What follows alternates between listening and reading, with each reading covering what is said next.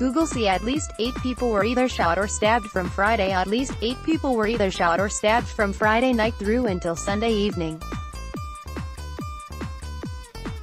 The carnage began on Friday night when a 23-year-old man was repeatedly in Deptford, southeast London. That same night, a 22-year-old was stabbed in Shadwell, southeast London, swiftly followed by a 30-year-old man knifed outside a McDonald's on the Old Kent Road, also in southeast London. A 28-year-old woman was stabbed in Willesde Green, northwest London, early on Saturday morning. Tragically, she died of her injuries. A 17-year-old was murdered in Chowell Grove Road, also on Saturday. Semi-professional boxer Oluwafemi Omosuyi, 22, had half his face blown off in a vicious shotgun attack in Peckham, southeast London.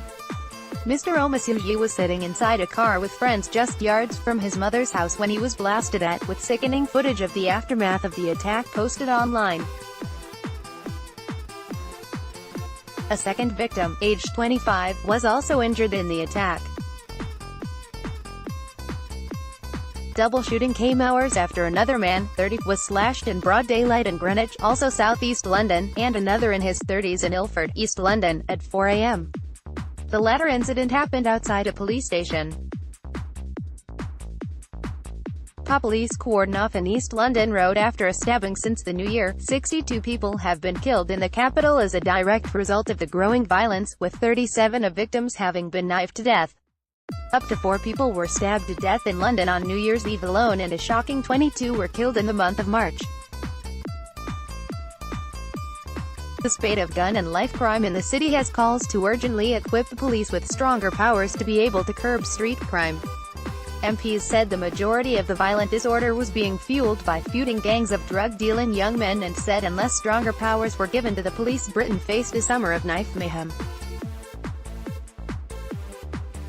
Forensic officers at one grisly scene. Conservative MP and former police minister Sir Mike Penning said, police chiefs have got to give their frontline officers the confidence to stop and search, while the CPS have to throw the book at those who carry and use knives, because that's the only way we will have a deterrent. Unless that happens, we are going to be in for a very difficult summer and years ahead. Metropolitan Police Crime Commissioner Cressida Dick spoke of her anger at the sheer volume of lives lost due to knife crime, adding officers are working to fight the problem but need the help of the public to succeed.